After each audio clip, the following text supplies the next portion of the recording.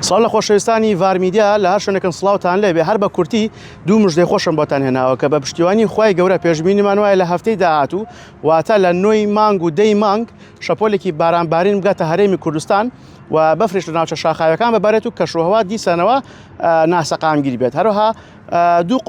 قۆناغی دووهەمیان پێشبینیم وایە کە لە نێوان 14 بۆ 15 مانگ بگاتە هەرێمی کوردستان و کە ئەم قۆناغیان پێشبینەکەن بارەستە هەوای ساردی لەگەڵا بێ و هەروەها لە ناوچە شاخاوەکان بەفرە بارێت و ئەو شارانەی ئەکەونە دامینی چیاکانیش ئەگەری بارینی بەفریان هەیە لە سنتەری شارەکانیش بارانە بارێ. لە هەمووی خۆشترەوەی کە بە پشتیوانی خوا بەپێی پێشبینەکان بێت و ئەو لێکدانەی کە کردومانە مانگی مانگێکی باشە بلە ڕووی دابارینەوە و هەروەها مانگەکانی دوای خۆشی دوو سێش بە هەمان شێوە پێشبینیەکەن بارانی زۆر باشتیا بێت و ناوچەکانی هەرێمی کوردستان بەگشتی لە ترس و مەترسی وشکە ساڵی ئەڕێتەوە و ساڵێکی پڕ بەرهەم ساڵێکی پڕ بەرەکەت لە ڕێ بە پشتیوانی خوای گەورە واتە لەم بەهارەیە وهروها ساڵەکانی داهاتوش بە هەمان شێوە پێشبینەکەن بارانی زۆر باشی تیا ببارێت. والله ئەعلەم هەر شاد بێت.